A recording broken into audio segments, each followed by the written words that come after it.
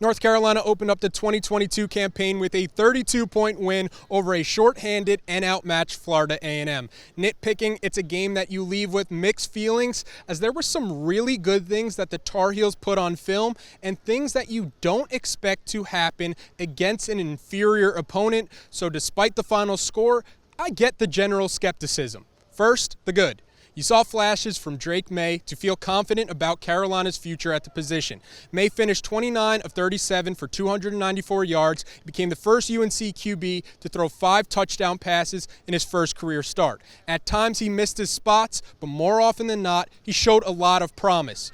Early, by keeping a play alive with his legs on a long rush, he made Florida A&M respect his ability as a dual-threat QB, and as a result, it opened up more space to operate. I also thought May did a good job distributing the ball with 7 different targets having at least 2 receptions and 4 different targets on the receiving end of a touchdown pass. Kamari Morales continued to be a magnet as a red zone option, and Bryson Nesbitt showed off the strides he's made to be more of a weapon for this UNC team.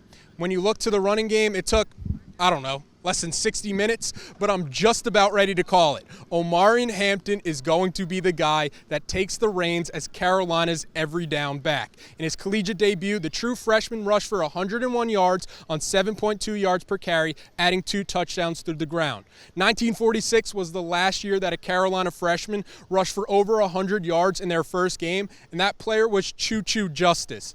Elite company to join in your introduction to this level.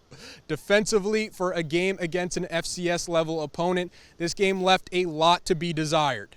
Before diving into that, I wanted to first give credit to Power Echols and Kenan Rucker, who I think were some of the lone exceptions from a unit that struggled to impose their will. When he puts it all together, watch out. Echols is a future all-conference player. He led the team in tackles tonight, tackles for a loss, and picked up a sack. Florida A&M tried to counter UNC with a quick passing game to neutralize the pass rush, but Kenan Rucker, he didn't get that memo.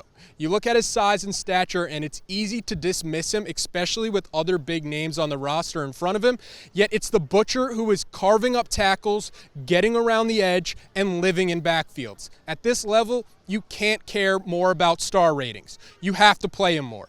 Coming into this game, my biggest worry with Carolina was the secondary and the pass defense, and you saw why. It's why I've been hesitant to get on board with the narrative surrounding a drastic defensive improvement. It's a thin unit that got exposed tonight for a majority of the game against lesser competition.